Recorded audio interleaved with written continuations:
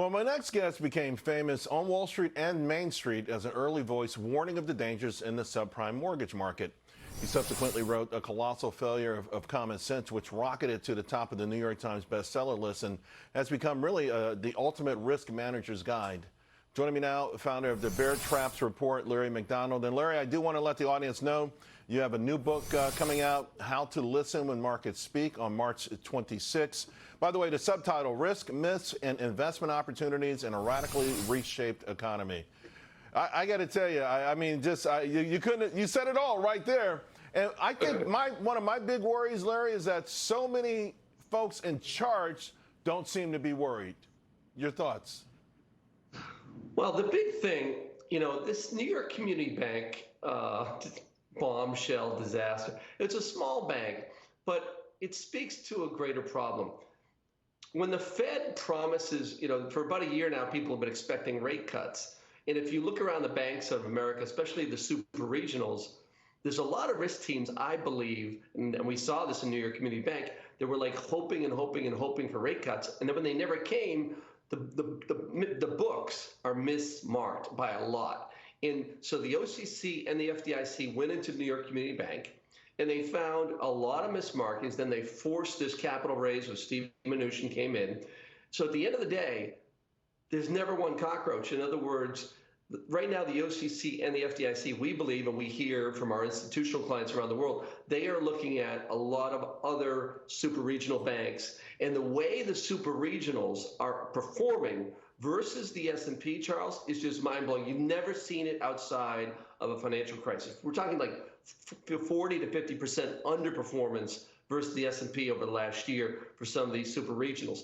So I think the FDIC and the OCC, they have a list, kind of a wish list of next victims that they're going to go after.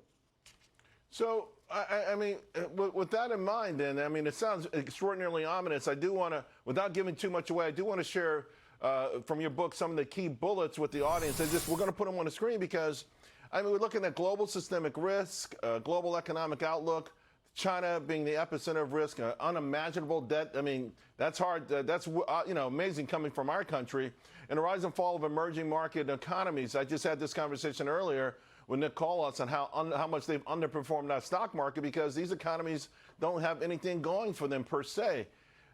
And then, of course, you build, like, what do we need? Like a mistake, just one sort of mistake to be the pin that potentially blows all of that up? Well, it's not one of these gloom and doom books. What we're really saying is that there's about, in say 2011, the NASDAQ 100 and the energy sector were about the same size in value. Right. 2011 in that range, 2011, 12.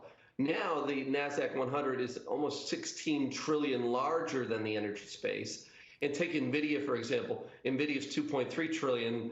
That's bigger than almost the energy space and the metal space combined.